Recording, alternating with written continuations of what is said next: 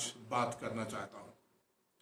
प्रार्थना करना तो विषय है। प्रार्थना करना जो है वो बहुत एक लिटरल जो वर्ड है, और उसमें जो शाब्दिक अर्थ है उसका तो अर्थ यही है नम्रता पूर्वक मांगना, प्रार्थना करना, निवेदन करना, अपनी बात कहना, अर्चना करना, परमेश्वर से अर्चना करना, पुकारना, आराधना करना और परमेश्वर की उपस्थिति में रहना, यह भी प्रार्थना करना है।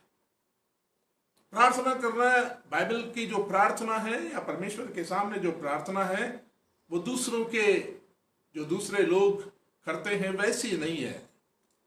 ये प्रार्थना जो है बड़ी ही बहुत ही अजीब, बहुत ही खास है।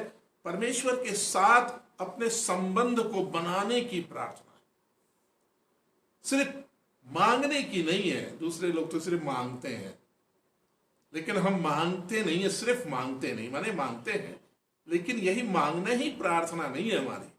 लेकिन प्रार्थना में जैसे मैंने आपको बताया, आराधना भी है, परमेश्वर से पुकारना भी है, परमेश्वर के सामने नम्र होना भी है, परमेश्वर के सामने अपने अंगीकार करना भी है, परमेश्वर की उपस्थिति में अपने आप को महसूस करना है, परमेश्वर की उपस्थिति में रहना है, मैं तो यही कहूंगा। और इसलिए हम इस प्रार्थना के विषय के एक छोटे से हिस्से में आज हम आना चाहते हैं और हम उससे जानना चाहते हैं, और वो है प्रार्थना में आंतरिक सोच का महत्व। जो प्रार्थना की आंतरिक सोच है वो हमारी प्रार्थना की बाहरी सोच या बाहरी मुद्रा से कहीं ज्यादा महत्वपूर्ण है। कभी कभी हम मुद्राओं को या प्रार्थना के कुछ ऐसे विषयों को हम पहले ले लेते हैं और हम बाकी चीज जो हमारी जो तैयारी है, आत्मिक तैयारी, हमारे अंदर की जो तैयारी है, आंतरिक तैयारी है, जो हमारे सोच की तैयारी है, हमारी सोच को बदलती है, हम कभी कभी उसको भूल जाते हैं। और प्रार्थना तो बहुत तरीके से की जाती है, और आपको मालूम है कि हमारा जो मसीही विश्वास है वो यहूदी विश्वास से ही निकला है। और हम बहुत सी चीजें बाइबल हम यहूदी लोगों के पास थी, हम वही पुराना नियम हम पढ़ते हैं, यहूदी शास्त्र है वो, और प्रभु यीशु मसीह भी यहूदियों में से था, 12 चेले यहूदियों में से थे।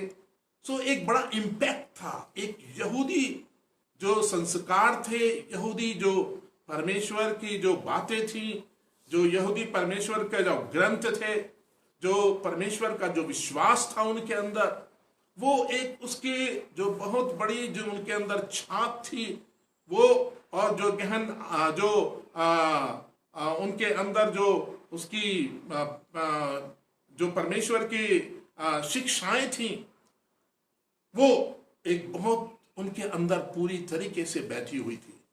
और इसलिए वे आज भी हैं, हम लोग भी हैं, हम जब इस चीज को ज्यादा मानते हैं, बहुत तरीके से हम प्रार्थना करते हैं, और बैठ के भी प्रार्थना करते हैं, हम घुटनों पर भी प्रार्थना करते हैं, और हम कभी कभी पूरी तरीके से दंडवत होकर के भी प्रार्थना करते हैं।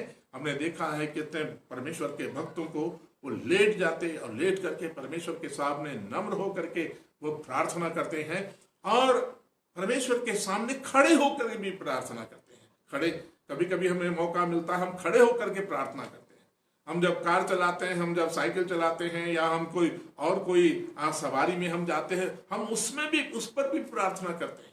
ये मेरा अनुभव है, हमने ऐसा ही किया है, मैंने ऐसा किया, और मुझे चलते चलते मैं प्रार्थना करता था, और चलते चलते परमेश्वर से मैं बात करता था, और परमेश्वर मुझे कभी कभी सिखाता था, बातें करने का मौका मिलता था।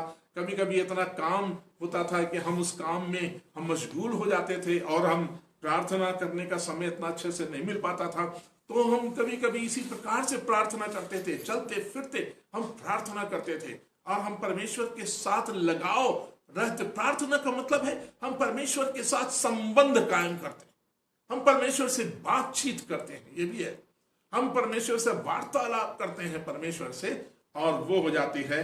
तो ये वार्तालाप, ये जो सोच है, ये जो आंतरिक सोच है, ये जो बाहरी बातों से ज्यादा महत्वपूर्ण है। हम उन आंतरिक माने इनर एटीट्यूड इन प्रेयर, हम इसके बारे में थोड़ा सा जानने की कोशिश करेंगे। पहला जो हमारा एटीट्यूड होना चाहिए प्रार्थना से पहले का, ये प्रार्थना के पहले की बातें हैं जो हमारे अंदर हमें तैयार करनी है। हम नम्र बने, नम्रता पूर्वक प्रार्थना करें विथ कंप्लीट ह्यूमिलिटी। और जब हम पूरी तरीके से नम्र होकर के हम परमेश्वर से प्रार्थना करते हैं, हमारी प्रार्थना परमेश्वर सुनता है, क्योंकि वो घमंडियों की प्रार्थना कभी नहीं सुनता। बाइबल कहती है वो नम्र लोगों की प्रार्थना को सुनता है। इसलिए पहला उसका बिंदु है प्रार्थना में, हम उसको देखते हैं कि नम्रता हमारे अंदर होनी चाहिए। बगैर नम्रता के प्रार्थना करना बेकार है, क्योंकि परमेश्वर के सामने हम नम्र ही बन सकते हैं। और क्या लेकर के जाएंगे? अपनी बातें, अपना ज्ञान, अपनी सामर्थ्य, अपना धन, ये क्या वैभव, हमारा वैभव, ये सब कुछ प्रार्थना में बेकार है, परमेश्वर के सामने दिखा नहीं सकते हैं। और इसलिए एक ही बात है, हम अपने जीवन को परमेश्वर के सामने नम्रता पूर्वक रखते हैं। प्रार्थना में जो कुछ भी हमारे अंदर आंतरिक जो इसके विपरीत दिशा में यदि है, यदि कोई किसी प्रकार का घमंड है, किसी प्रकार का बड़प्पन है जो हमको प्रार्थना करने से रोकता है, या हमें प्रार्थना का उत्तर पाने से रोकता है, हमें प्रार्थना में अनुभव करने से रोकता है, प्रार्थना करने में जो अनुभव होते हैं उनसे रोकता है, तो हमें नम्रता पूर्वक परमेश्वर के पास आना ही होगा। क्योंकि यही एक चीज है, यही एक बात है जो हम परमेश्वर के सामने आकर के हम परमेश्वर की आशीषों को ग्रहण कर सकते हैं। बाइबल में बहुत सी चीजें हैं जो दिखाती हैं कि किस प्रकार से लोगों ने नम्रता पूर्वक प्रार्थना की। हम जब बाइबल पढ़ते हैं, वो लूका रचित सुसमाचार उसका 18 अध्याय और 9 पद से जब हम पढ़ते हैं, तो लिखा हुआ वहां एक फरीसी और एक चुंगी लेने वाला एक बार प्रार्थना करने के लिए आए। और जब वे प्रार्थना करने के लिए आए, तो फरीसी जो फरीसी था वो बहुत ही धार्मिक, अपने आप को धर्मी समझता था कि मैं दूसरों से मैं बहुत अच्छा हूं, और जो मेरे साथ पास खड़ा है चुंगी लेने वाला, इससे तो मैं बहुत ही अच्छा हूं। अपने आप को, उसके अंदर एक घमंड था, धर्मी होने का घमंड था। उसको ज्ञान है, परमेश्वर के व्यवस्था का ज्ञान है, और इसलिए वो दूसरों से बेहतर है।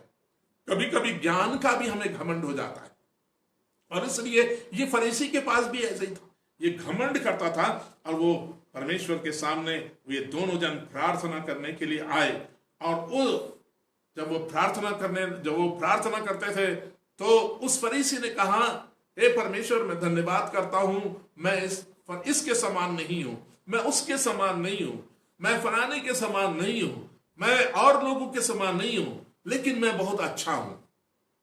सेल्फ राइचियसनेस कहते हैं, हमारी अपनी धार्मिकता बना लेते हैं।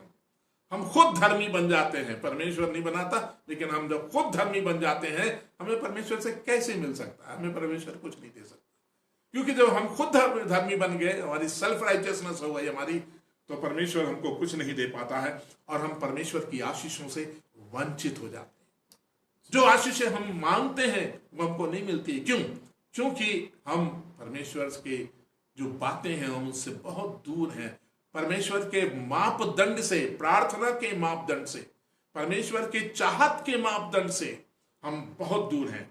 और इसके विपरीत एक चुंगी लेने वाला, एक ऐसा व्यक्ति जिसको तिरस्कार की दृष्टि से देखते थे या इस्राएल में लोग, जिसको फरीसी लोग तिरस्कृत करते थे, वो बिल्कुल अंदर आने नहीं देते थे, वे पापी समझते थे कि वह पापी है, क्योंकि वो यहूदियों से चुंगी लेता है।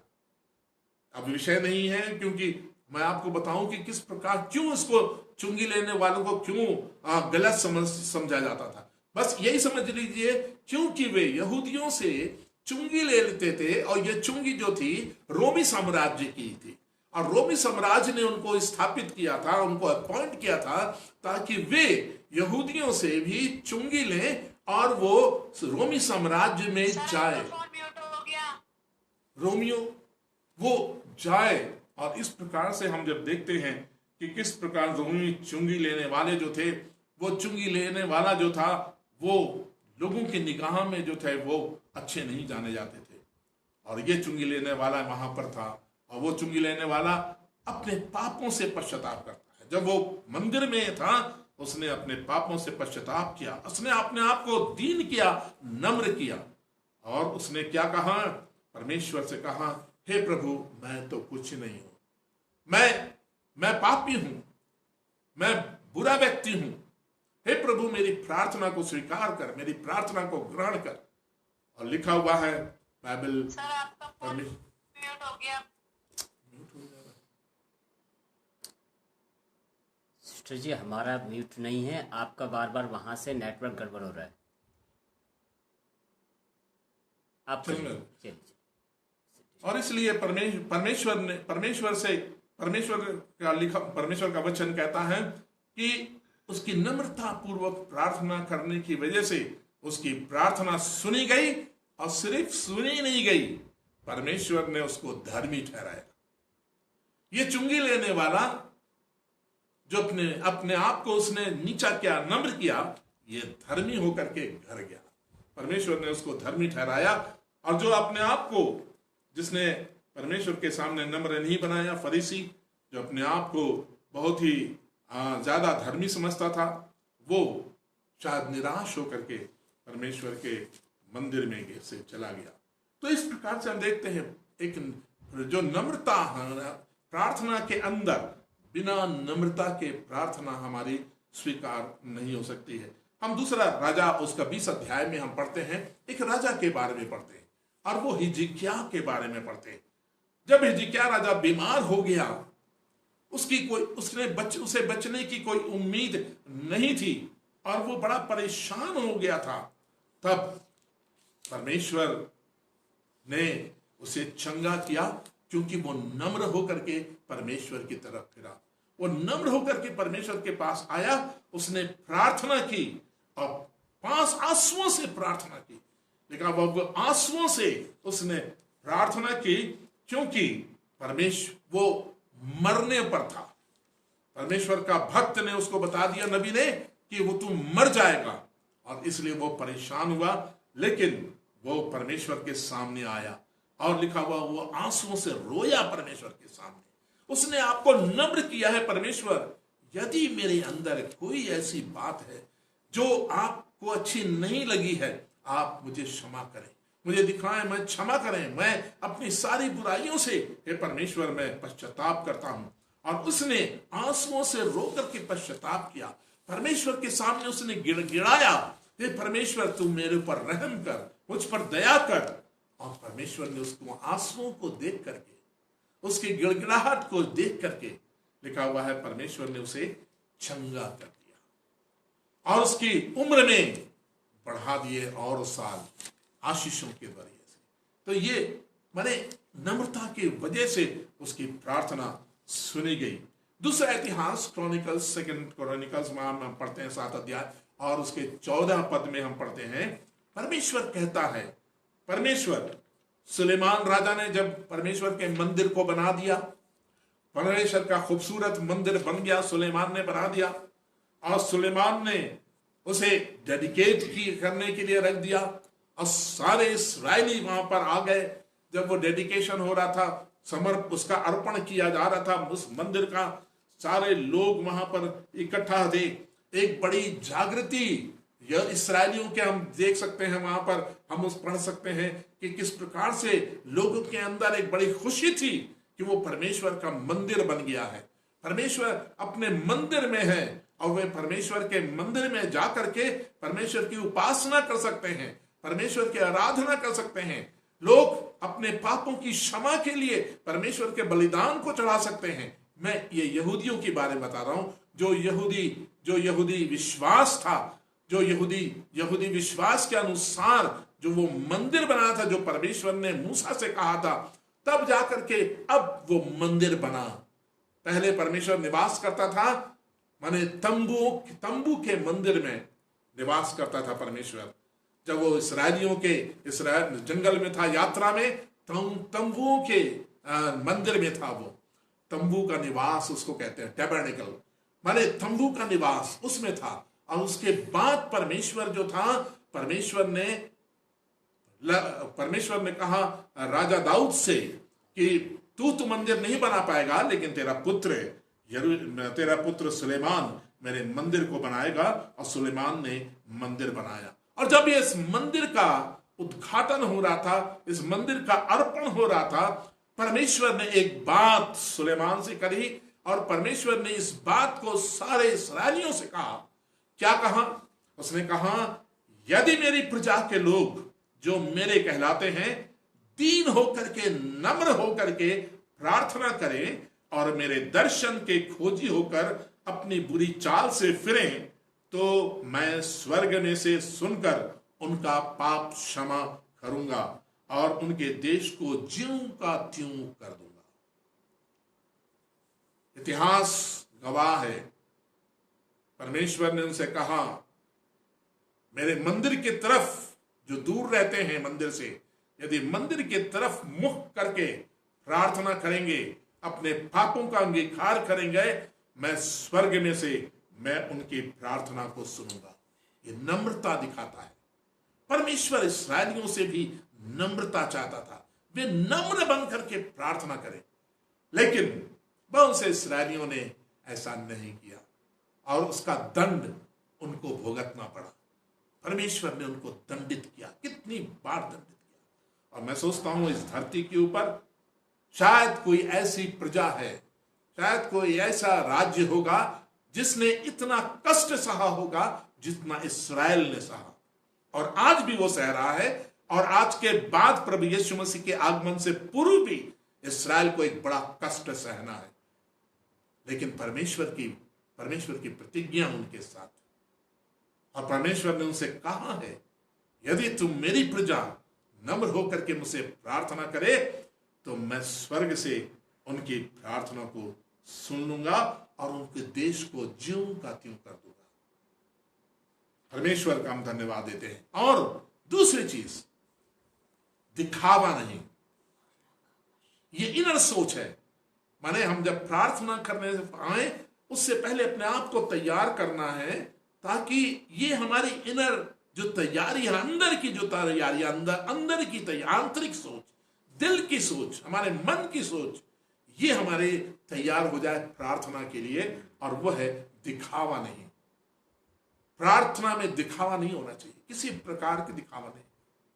अपनी धार्मिकता को मत दिखाइए, अपनी किसी और चीज को मत दिखाइए, लेकिन हम बिना दिखावे के परमेश्वर के पास आए और प्रार्थना करें। प्रभु यीशु मसीह ने कहा, मत्ती रचित सुसमाचार उसका 6वां अध्याय और 5 से 7 पद तक यदि हम पढ़ते हैं, तो वहां पर यीशु मसीह कहते हैं, जब तू प्रार्थना करे तू कपटियों के समान ना हो। कपटी जो मन में कपट रखते हैं, और कपट रख करके फिर प्रभु से मंदिर में प्रार्थना भी करते हैं। तो कपट रख के प्रार्थना करना और अपने आप को दिखाना, ये दिखावटीपन है। प्रभु यीशु मसीह कहते हैं, तेरे अंदर कपट नहीं होना चाहिए, कपटियों के समान ना हो, जो लोगों को दिखाने के लिए लिखा हुआ है। प्रभु यीशु मसीह ने कहा, जो लोगों को दिखाने के लिए सड़कों पर, आराधनालयों में प्रार्थना करते हैं। प्रभु यीशु मसीह ने साफ कहा है, तू कपटियों के समान प्रार्थना नहीं करना, तेरे अंदर कपट ना हो, तेरा दिल बड़ा साफ हो, प्रेम से भरा हो, परमेश्वर के साथ लगन रखने वाला हो, दूसरों से सहयोग करने वाला हो, दूसरे से प्रेम करने वाला हो। और ये प्रभु यीशु मसीह हमारे जीवन में, हमारे मसीही जीवन में प्रार्थना 2 प्रकार की प्रार्थना है, 2 तरीके से हम प्रार्थना करते हैं। पहली प्रार्थना है एक सामूहिक प्रार्थना। आप प्रार्थना परिवार में कर सकते हैं, वो भी सामूहिक प्रार्थना है। जो कलीसिया में करते हैं वो भी एक सामूहिक प्रार्थना है, इसका एक अलग महत्व है। लेकिन एक है दूसरी प्रार्थना, एक व्यक्तिगत प्रार्थना। व्यक्तिगत प्रार्थना जो है वो सबसे ज्यादा महत्व रखती है एक विश्वासी के जीवन में। यदि वो व्यक्तिगत प्रार्थना में मजबूत होता है तो वो हर जगह मजबूत है, वो सामूहिक प्रार्थना में मजबूत है। यदि सामूहिक प्रार्थना में वो दिखाता है अपने आप को, दिखावटीपन है उसका है, और उसका व्यक्तिगत प्रार्थना का जीवन ठीक नहीं है व्यक्तिगत, तो वो एक दिखावटी प्रार्थना है। और इसलिए परमेश्वर चाहता है हम व्यक्तिगत प्रार्थना में मजबूत हो जाएं। और इसलिए प्रभु यीशु मसीह ने कहा, एक बड़ी बात कही, उसी आगे प्रभु यीशु मसीह कहते हैं कि जब तू प्रार्थना करे, व्यक्तिगत प्रार्थना करे, तब लिखा हुआ अपनी कोठरी में जा और द्वार को बंद कर, और तू परमेश्वर से जो गुप्त में है, जो सीक्रेट में परमेश्वर है, जिसको तू देख नहीं सकता है, वहां पर तू गुप्त रूप से परमेश्वर से प्रार्थना कर। ये परमेश्वर कह रहा है, लोग अपने शिष्यों से बात कर रहा है। और इसलिए हम जब प्रार्थना करते हैं, हमारी व्यक्तिगत प्रार्थना जो है यीशु परमेश्वर के साथ हमें मजबूती बनाती है, हमें आशीष देती है, याद रखिए। और इसलिए मैं आपसे निवेदन कर रहा हूं, जो भी लोग मेरे सुन रहे हैं, यदि आपकी व्यक्तिगत प्रार्थना मजबूत नहीं है, मेहरबानी से अपनी व्यक्तिगत प्रार्थना को मजबूत कीजिए। यदि आप जवान हैं, यदि आप महिला हैं, यदि आप पुरुष हैं, बुजुर्ग हैं, कोई भी हैं, आप अपनी व्यक्तिगत प्रार्थना को आप मजबूत कीजिए और परमेश्वर के आश्चर्य कर्म को अपने जीवन में देखिएगा। परमेश्वर के आश्चर्य कर्म और आशीषों को अपने परिवार में देखिएगा। परमेश्वर की आशीषों को आप अपनी कलीसिया में भी देखेंगे। जब आपका प्रार्थना मजबूत होगी, आपकी व्यक्तिगत प्रार्थना मजबूत होगी, कलीसिया मजबूत होगी। और यदि आपकी व्यक्तिगत प्रार्थना मजबूत नहीं होगी, बेचारा पादरी क्या करेगा अकेले प्रार्थना करते करते, वह हैरान है। लेकिन आपकी प्रार्थना जो है, जब आप व्यक्तिगत प्रार्थना से मजबूत होंगे, आपकी कलीसिया मजबूत होगी, आत्मिक रूप से मजबूत होगी, आपका घर आत्मिक रूप से मजबूत होगा। सिर्फ मजबूत नहीं, लेकिन आशीषें होंगी, भौतिक आशीषें भी मिलेंगी, आत्मिक आशीषें भी मिलेंगी। दोनों चीजें आशीषें देने के लिए परमेश्वर आपसे प्रॉमिस करता है, प्रतिज्ञा करता है। और इसलिए परमेश्वर चाहता है आप प्रार्थना करें। यदि आपके पास पावर हाउस नहीं है घर में, यदि आपके पास वॉर रूम नहीं है, मेरा मतलब है एक कमरा नहीं है। वॉर रूम का मतलब है जहां लड़ाई है, शैतान से और दुनिया से जो लड़ाई है आपकी, वो वॉर रूम है। जब परमेश्वर की संगति में रहते हैं, सब मजे ही मजे नहीं मिलते, एक लड़ाई लड़नी पड़ती है। हम एक लड़ाई में शामिल हो जाते हैं, आत्मिक लड़ाई में शामिल हो जाते हैं। और ऐसी लड़ाई है जो अनदेखी ताकतों से है, जो आकाश में और धरती के ऊपर है। अनदेखी ताकत जो दिखाई, अदृश्य ताकत, शैतान की अदृश्य ताकत जो दिखाई नहीं देती है, मैं और आप प्रार्थना में इन ताकतों से लड़ते हैं, याद रखिए, और इनके ऊपर विजय प्राप्त करते हैं। जब प्रार्थना करते हैं तो हम विजय प्राप्त करते हैं और हम इन ताकतों को हरा देते हैं। जब प्रार्थना नहीं करते हैं तो ये ताकतें हमको हरा देती हैं, हम हार जाते हैं, गिर जाते हैं पाप में, तरीके के पाप में। मैं बताना नहीं चाहता, खुद आप जब प्रार्थना करेंगे हम, तो हमें खुद मालूम हो जाएगा कि हम किस पाप में गिर गए हैं, किस तकलीफ, हम कहां पर आ गए हैं, कैसी परेशानी में हम आ गए हैं, कैसी आत्मिक हमारी जिंदगी है। हमें अपनी आत्मिक जिंदगी हमारी खराब होती है, लेकिन हम बहुत घमंड करते हैं, क्योंकि हम अपनी कलीसिया में सोचते हैं हम सब बहुत अच्छा दान करते हैं, हम कलीसिया में बड़े एक्टिव हैं, हम कलीसिया में बहुत लोगों को हम लोगों को खुश रखते हैं, हम पादरी साहब को भी खुश रखते हैं, सबको खुश रहते हैं हमसे, इसलिए वो आशीष है। ये आशीष परमेश्वर जो है, ये आशीष नहीं है, हमारी आत्मिक आशीष नहीं है। लेकिन जब हमारी आत्मिक आशीष होगी तो ये भी आशीष आत्मिक में रूप में बन जाएगी। तीसरी चीज प्रभु यीशु मसीह ने कहा, पहले अपने कमरे में जा। यदि आपके पास कमरा नहीं है, आपने अपना बड़ा महल बना दिया है, बहुत अच्छी आपकी बिल्डिंग बन गई है, लेकिन आज हम देखते हैं मसीही लोग प्रार्थना का कमरा नहीं बनाते। प्रार्थना का 1-2 कमरे बनाइए, छोटे कमरे बनाइए, जहां आप प्रार्थना कर सकें, आपके परिवार के लोग एक एक करके प्रार्थना कर सकें। व्यक्तिगत प्रार्थना कर सकते हैं, सामूहिक प्रार्थना आप कर लेते हैं। माने हो सकता है खाना खाने से पहले करते हो, सोने जाने से पहले करते हो, आप सब लोग मिल जाते हैं एक कमरे में, एक बड़े कमरे में इकट्ठे होते हैं, आप प्रार्थना करते हैं। ये ठीक है, एक अच्छी बात है, प्रार्थना करना अच्छी बात है, सामूहिक रूप से पारिवारिक रूप से प्रार्थना करते हैं। लेकिन बहुत सी ऐसी बात है, आपकी व्यक्तिगत बात है, आप पारिवारिक प्रार्थना में आप परमेश्वर से नहीं बोल सकते हो। बहुत सी ऐसी कमी है जो परमेश्वर से आप नहीं उसके लिए क्षमा नहीं मांग सकते हो, क्योंकि वहां आपके बच्चे भी बैठे हैं, आपके पापा भी बैठे हैं, आपकी स्त्री भी बैठी है, आपके बहुत से और लोग बैठे हैं। तो इस प्रकार से हम इस प्रार्थना के अंदर हम अपनी कमी घटी को कन्फेशन नहीं कर सकते, हम कन्फेस नहीं कर सकते हैं अपने पापों के लिए, इसलिए कि एक रुकावट है। ये सारी चीजें दूसरे लोग हमारे सामने रुकावट है। लेकिन जब एक कमरे में होते हैं, आप परमेश्वर के सामने होते हैं, कोई नहीं होता, जब आप और परमेश्वर साथ में होते हैं, वहां पर यीशु मसीह की उपस्थिति होती है उस कमरे में, और आप वहां पर होते हैं, आपको कोई रुकावट नहीं है। आप खुल जाइए, आप दिल खोल दीजिए, पवित्र आत्मा आपकी मदद करेगा। वो बताएगा कि आपको किस जगह पर आप कमजोर हैं, किस जगह आप पाप में गिर गए हैं, और आप उस आंतरिक उस जगह के लिए आप माफी मांगिए, परमेश्वर के सामने कन्फेस कीजिए, और परमेश्वर आपको क्षमा करेगा और आप आशीषित, परमेश्वर से आशीषित होंगे। और तीसरी चीज परमेश्वर ने, इस प्रभु यीशु मसीह ने जो कही, तीसरी चीज जो प्रभु यीशु मसीह कह रहे हैं कि जब तू प्रार्थना करे तो बक बक ना कर, ज्यादा ना बोलना। बहुत से लोग कहते हैं सर फिर प्रार्थना कैसे करें, प्रार्थना में तो बकबक तो करनी पड़ती। जब प्रार्थना में बकबक नहीं करेंगे तो प्रार्थना क्या हुई।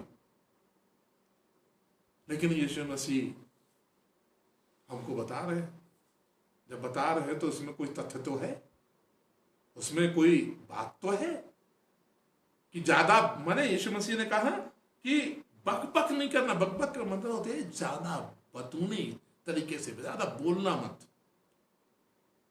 जब प्रार्थना का मतलब है जब आप एक होकर के परमेश्वर के सामने एक कमरे में बैठ करके व्यक्तिगत तरीके से प्रार्थना करते हैं, परमेश्वर से बात करना, परमेश्वर के साथ संपर्क में रहना। आप संपर्क में स्थापित, अपना जो कनेक्शन है आपका परमेश्वर के साथ हो जाता है, परमेश्वर के साथ संबंध स्थापित हो जाता है, परमेश्वर से आप बातचीत करने लगते हैं। तो आप मित्र से जब बातचीत करते हैं, आप अपने माँ बाप से बातचीत करते हैं, तो आप ही बातचीत करते हो कि वो भी करते हैं। माने आप तो खाली अकेले बात नहीं करते हो। बातचीत करने का मतलब क्या है कि आप कुछ बोलो, कुछ वो बोले। तो प्रार्थना भी यही है। यीशु मसीह ने कहा है ज्यादा बकबक नहीं करो, अपनी बातें मत बता, अपने बड़प्पन मत बता। और इसलिए परमेश्वर यीशु मसीह ने कहा जब हम प्रार्थना करते हैं तो हम परमेश्वर की भी सुने, खामोशी में हम रहें। थोड़ा समय खामोशी में हम गुजार सकते हैं। मालूम है, खामोशी में जब परमेश्वर की उपस्थिति में आप खामोशी में रहते हैं, परमेश्वर आपसे बात करता है। याद रखिए, परमेश्वर की पवित्र आत्मा आपसे बात करती है। आप परमेश्वर की आत्मा को मौका दीजिए बातचीत करने का, आपसे बातचीत करने का। आपसे वो क्या कहना चाहता है, आपसे वो क्या कराना चाहता है, आपको क्या गुप्त रहस्य भेद परमेश्वर के वचन के वो खोलना चाहता है आपके जीवन में। आपको कौन सी आशीष देना चाहता है, आपके जीवन में क्या पाप है, आपके परिवार में क्या बुराई है, क्या विघ्न है जो प्रार्थना में रुकावट बन रहे हैं, शायद वो भी ये बताना चाहता है। और जब आप परमेश्वर के सामने थोड़ी देर खामोशी में परमेश्वर से लगाव रख करके पवित्र आत्मा को मौका देंगे कि पवित्र आत्मा आपसे बातचीत करे, परमेश्वर आपसे बातचीत करेगा। मौका, परमेश्वर आपसे, पवित्र आत्मा आपसे बातचीत करेगा और आपको बताएगा कि किस प्रकार से आप प्रार्थना करें। तीसरी चीज, मैं करीब 5 चीजें इसमें, मैं जल्दी से इसको खत्म करूंगा ताकि आप, थोड़ी सी चीजें हैं और भी हो सकती हैं, लेकिन मैं खास चीजों से बताना चाहता हूं ताकि हम ये जो इनर हमारा एटीट्यूड है, हमारी आंतरिक सोच है प्रार्थना की, वो मजबूत हो जाए, परमेश्वर के वचन के मुताबिक हो, जिससे कि परमेश्वर के वचन के जरिए से आपको आशीष मिल सके। और वो है तीसरी चीज जो है, विश्वास से परिपूर्ण प्रार्थना। विश्वास, फेथ। इब्रानियों की पुस्तक में लिखा हुआ है फेथ क्या है, विश्वास क्या है। बड़ी अच्छी खूबसूरत वहां पर परिभाषा लिखी हुई है। विश्वास आशा की हुई वस्तुओं का निश्चय और अनदेखी वस्तुओं का प्रमाण है। जो आशा कर रहे हैं, जो बाइबल में पढ़ रहे हैं, जो परमेश्वर ने हमसे प्रतिज्ञा की है, उनका निश्चय माने वो है, ये विश्वास है। और हमें दिखाई नहीं दे रही हैं, वो प्रमाणिक तौर पर हमारे लिए हैं। माने यदि परमेश्वर ने हमें कुछ आशीषें देने के लिए कहा है, यदि किसी घर की बिल्डिंग अपना घर देने के लिए कहा है, तो हम उस घर को देख रहे हैं। माने ये विश्वास है, हम उस घर को देख रहे हैं कि इस घर में मुझे इतना बड़ा घर परमेश्वर दे रहा है, मुझे इस घर की आवश्यकता थी, मैंने प्रार्थना की, इस वस्तु के लिए प्रार्थना की, मैंने साइकिल के लिए प्रार्थना की, मैंने बाइक के लिए प्रार्थना की, मैंने कार के लिए प्रार्थना की, और मैंने और बातों के लिए प्रार्थना की, परमेश्वर मुझे दे रहा है। माने ये एक ये निश्चय है, आशीष मांगी हुई चीजों का निश्चय, ये विश्वास है। और वो हम उसको देख रहे हैं, विश्वास की आंखों से हम उसको देख रहे हैं, वो हमको दिखाई दे रहा है। माने उसमें कोई भी भ्रम नहीं है। जो हम प्रार्थना कर रहे हैं, जो प्रार्थना में विश्वास से मांग रहे हैं, उस विश्वास में कोई भ्रमित करने वाली चीज नहीं है।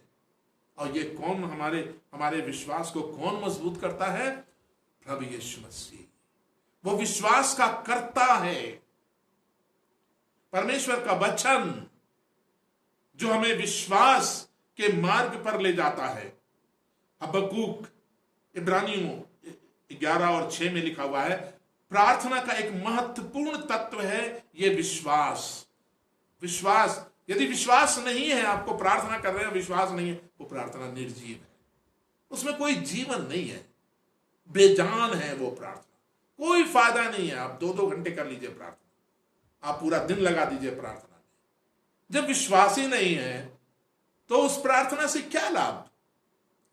जब कोई आपसे, परमेश्वर आपसे बातचीत नहीं कर रहा है, उस प्रार्थना से क्या लाभ? आपके जीवन में विश्वास उपज नहीं रहा है, कोई काम विश्वास का हो नहीं रहा है, उस प्रार्थना से क्या लाभ? और लिखा हुआ है, बिना विश्वास के परमेश्वर को प्रसन्न करना अनहोना है। इब्रानियों 6 में लिखा हुआ है, बिना विश्वास के परमेश्वर को प्रसन्न करना अनहोना है। विश्वास है, मेरा और आपका विश्वास है, जीवित विश्वास, यीशु मसीह का विश्वास जो यीशु मसीह ने हमें दिया है। हम उस विश्वास में हम परमेश्वर को प्रसन्न करते हैं।